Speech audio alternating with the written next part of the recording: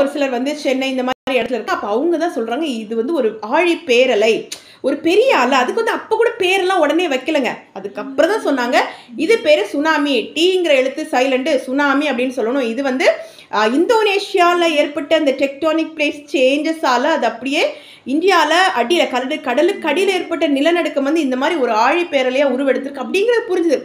ஆனாலும் வந்து அந்த சம்பவத்தை நேரில் பார்க்கும்போது அந்த ஃபஸ்ட்டு டே அந்த ஃபஸ்ட்டு ஷோ அப்படி பார்க்கும்போது ரொம்ப பீதி ஆயிடுச்சு. அப்போ எங்கள் அப்பா அம்மா வந்து என்ன சொல்கிறாங்க, அப்போ தான் எங்கள் வீட்டுக்கு என்னோட அப்பாவோட தம்பி அவங்க பொண்ணு மேரேஜுக்கு வந்து இன்விடேஷன் கொண்டு வந்தாங்க, எல்லோரும் வந்துருங்க அப்படின்ட்டு. எங்கள் அப்பா அம்மா இங்கே எனக்கும் தங்கச்சிக்கும் பேக் பண்ணியாச்சு. 2 பேக்கை தூக்கிட்டு எப்படியாவது என் பிள்ளைங்களை காப்பாற்றுங்க, நாங்கள் எப்படி போனாலும் பரவாயில்ல என் பிள்ளைங்களை காப்பாற்றிருங்கன்னு எங்கள் அப்பா. எங்களுக்கா ஐயோ என்ன இப்படிங்கிற மாதிரி நான் எனக்கெல்லாம் அப்படியே செத்தாலும் உடனே தான் சாவு அப்படிங்கிற மாதிரி நாங்களும் இருந்துட்டு சபை நான் போகலை. அதுக்கப்புறம் இது ஃபஸ்ட்டு வேவில் கூட அந்த கடல்புற மக்கள் இருக்காங்க இல்லையா, அதில் தான் அவங்க வீடு அவங்களுடைய உடைமைகள் எல்லாமே பறி போச்சுது. கொஞ்சம் ஒரு எங்கள் மணக்குடியில் வந்து ஒரு அலை வந்துச்சு, வந்து ஸ்ப்ரெட் ஆக ஆரம்பிச்சு இல்லையா. அப்போ என்ன பண்ணிட்டாங்க, இந்த நிறைய டூரிஸ்ட்டு அதுக்கப்புறமா வந்து எல்லாம் இந்த விஷயம் கேள்விப்பட்டு எப்படி கடல் வந்து உள்வாங்கி இருக்குன்னு சொல்லிட்டாங்க. கடல் வந்து உள்வாங்கி இருக்குது, அதனால பார்க்குற விசித்திரமாக இருக்கும். நிறைய பாறைகள் தெரியுது, பவளப்பாறைகள் தெரியுது, முத்துக்குளியல் தெரியுதுன்னு அந்த மாதிரி ரூமர் ஸ்ப்ரெட் ஆனதுனால செகண்ட் இதை பார்க்குறதுக்காக கொஞ்சம் பேர் போனாங்க. மக்கள் அந்த மணக்குடி மக்கள் எல்லாமே வந்து கடலோர மக்கள் எல்லாமே வந்து அப்படியே சேஃபான இடத்துக்கு கலெக்டரேட் பக்கம் கொண்டு போய் தங்க வச்சுட்டாங்க. இதை பார்க்க போகிறாங்களே, இந்த ஒரு விசித்திர சம்பவம் இனிமேல் வாழ்க்கையில் கிடைக்கவே கிடைக்காதுன்னு பார்க்க போகிறாங்க. இந்த பக்கம் அம்பலபதி, பள்ளம், மணக்குடி இந்த 3 ஏரியாவுக்கு பார்க்க போகிறாங்க பார்த்தீங்களா, ஃபேமிலியாக பைக்கில். அது தாங்க ஒரு பெரிய அழிவு ஏற்படுத்தும் செகண்ட் வேவ். 2வது அந்த ஆழிப்பேரலை தான். இதை பார்க்க போயிட்டு கண்ணமைக்கிற நேரத்தில் அடிச்சது பாருங்க ஒரு அடி. வந்ததை விட செகண்ட் ரொம்ப பெருசு. ஏன்னா ஊருக்குள்ள வரைக்கும் தண்ணி வந்துடுச்சு. எங்கள் சொந்தக்காரங்களுக்கு தெரிஞ்சவங்கெல்லாம் அந்த மெயினில் கோஸ்டல் ஏரியா இல்லாமல் அதுக்கு அடுத்தடுத்த ஊரில் இருக்காங்க இல்லையா, அந்த செம்மண் கடல் மண் எல்லாத்தையும் அடித்து வாசல் வரைக்கும் கொண்டு வந்து விட்டுடுச்சு.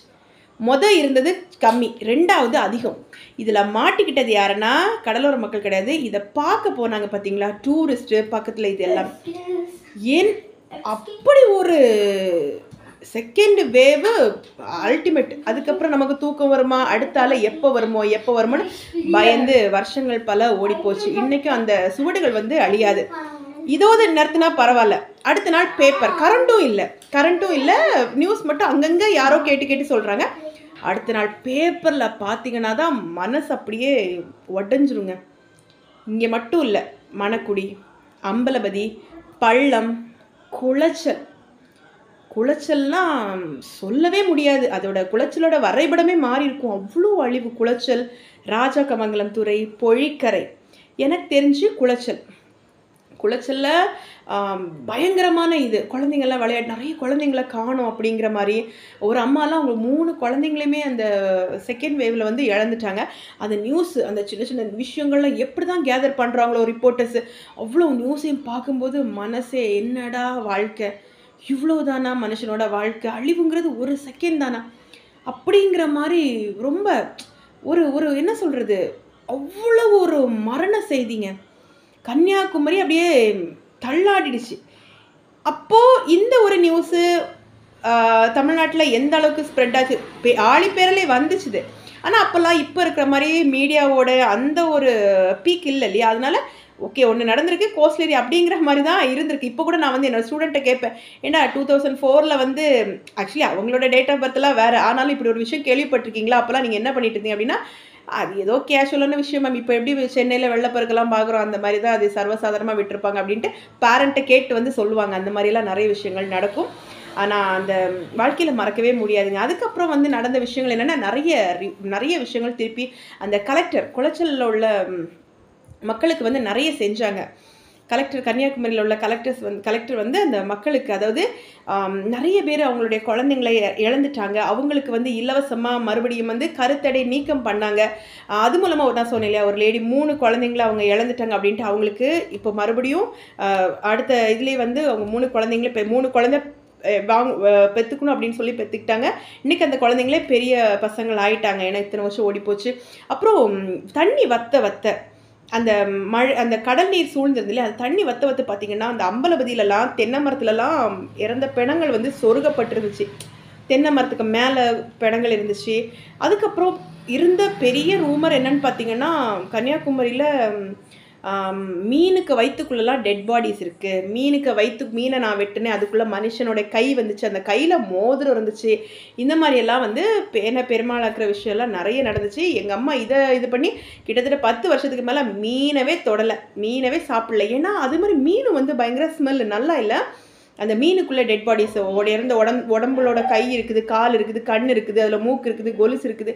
இந்த மாதிரி நான் நிறைய ரூமர் ஸ்ப்ரெட் ஆனனால மீனை வந்து அவங்க எடுத்துக்கல. ஸோ இப்போ வந்து இந்த ரீசெண்ட் டைம்லேயும் பார்த்தப்போ குளச்சலில் வந்து அதுக்குன்னு ஒரு நினைவு சின்னம் வேற வச்சுருக்காங்க. ஒவ்வொரு வருஷமும் இறந்த அத்தனை பேருக்கு வந்து அஞ்சலி செலுத்துகிறாங்க, நினைவு கூறுறாங்க. ஸோ அவங்களுக்காக வந்து கோயிலெல்லாம் ஸ்பெஷல் ப்ரேயர் இதெல்லாமே நடக்குது. ஒரு கன்னியாகுமரி பொண்ணாக வந்து அந்த ஒரு வயசில் ஏற்பட்ட அந்த ஒரு சுவடு வந்து இன்னுமே ஆறலை. இன்றைக்கி சென்னையில் மக்கள் தூத்துக்குடி இதெல்லாம் பார்க்கும்போது அவ்வளோ ஒரு மனசுக்கே ஒரு கஷ்டமாக இருக்குது. அவ்வளோ அதே ஒரு படபடப்பு அந்த 2004 எந்த அளவுக்கு மனநீதியாக பாதிக்கப்பட்டோமோ அப்படி இப்போ வந்து ஐயோ லீவு கிடைக்கல அப்படி இப்படின்னு கஷ்டமாக இருக்கும். அப்போ லீவு அப்படிங்கிறத ஒரு கான்செப்டே இல்லை. அப்போல்லாம் கரெக்டாக ஆனுவல் எக்ஸாம்லாம் நடந்துச்சு. இப்போ இருக்கிற மாதிரி எந்த ஒரு இதுவுமே இல்லை. புக்ஸ் இல்லாதவங்களுக்கெல்லாம் கொஞ்சம் ஏற்பாடு பண்ணாங்க. அது மாதிரி எக்ஸாம்லாம் நடந்துச்சு. இந்த மாதிரி போஸ்ட்பான் பண்ணி வைக்கிறது அப்படிலாம் எதுவுமே இல்லை. அஸ் யூஷுவல் எப்படி இது பண்ணுவாங்களோ கவர்மெண்ட் நார்ம்ஸ் அது பண்ணிகிட்டே இருந்துச்சு. பட் அதுக்கப்புறமா வந்து நிறைய விஷயங்கள் கவர்மெண்டால் வந்து பண்ணப்பட்டது. என்னென்னா கடல் கடையோட சூழல் வந்து அப்பப்போ வந்து செக் பண்ணி மீனவர்கள் கடலுக்கு போகலாமா வேண்டாமா இந்த மாதிரி விஷயங்களை வந்து அப்பப்போ அவங்களுக்கு சொல்கிறது எடுக்கிறது. ஸோ அதுக்கப்புறமா அந்த கடற்கரை ஓரங்களை சுற்றி நிறைய சவுக்கு மரங்கள் வந்து வச்சாங்க. ஏன்னா அலையை வந்து ஸ்டாப் பண்ணுறதுக்கு. அப்புறம் மணல் மூடைகள் வந்து அதிகமாக அடுக்கி வச்சாங்க. என்னதான் வச்சாலும் என்னதான் ஸ்டெப் எடுத்தாலும் அழிவுங்கிறது அழிவு தான். போன உயிர்கள் வந்து போன உயிர்கள் தான். ஸோ அதனால் அதை மறக்கவே முடியாது அந்த சுவடு. இதை வந்து டிசம்பர் 26 அவங்க கூட ஷேர் பண்ணணும்னு நினச்சேன். அப்போது வந்து சொன்னேன் இல்லையா, நிறைய ரீசனால் முடியவே இல்லை. இன்னொன்று இந்த கிறிஸ்மஸ்க்கு வந்து ஊருக்கும் போகலை. அதனால கொஞ்சமே ரொம்பவே ஃபீலிங்காக இருந்துச்சு. இது வரைக்கும் வாழ்க்கையில் வந்து இப்படி ஒரு சிம்பிளான ஒரு கிறிஸ்மஸை வந்து கொண்டாடினதே இல்லை. ஊருக்கு கூட போகாமல் இன்னும் வீட்டில் தான் இருக்கிறேன். ஸோ அந்த மாதிரியான இதெல்லாம் மனசே இல்லை அப்படி. ஆனாலும் எனக்கு இதெல்லாம் சொல்லணும், இந்த விஷயங்களை அவங்க ஷேர் பண்ணணும்னு நினச்சேன். ஸோ இந்த வீடியோ மூலமாக இதை உங்க கூட ஷேர் பண்ணதில் ரொம்ப சந்தோஷம். பேரிடர்கள் வந்து எப்போவுமே பேர் அழிவு தான் கொடுக்கும். அது மலைகளாக இருந்தாலும் சரி, சமவெளிகளாக இருந்தாலும் சரி, கடல் பகுதிகளாக இருந்தாலும் சரி, எப்படிப்பட்ட ஒரு நிலப்பரப்பாக இருந்தாலும் இந்தியாவில் வந்து எல்லா டைப் ஆஃப் ஜியாகிரபிக்கல் ஃபீச்சர்ஸும் இருக்குது. எல்லா இடத்துலையும் ஒவ்வொரு விதமான பேரொழிகள் வரதா செய்யும். மலைனா மலைச்சரிவு வரதா செய்யும், நிலச்சரிவு வரதா செய்யும், கடல்னா சுனாமி வரதான் செய்யும், சமவெளிகள்னா அங்கே ஃப்ளட்டு வரதா செய்யும். ஸோ அதெல்லாம் தடுக்க முடியாது. ஆனால் நம்ம ப்ரிகாஷன் இருக்கணும்.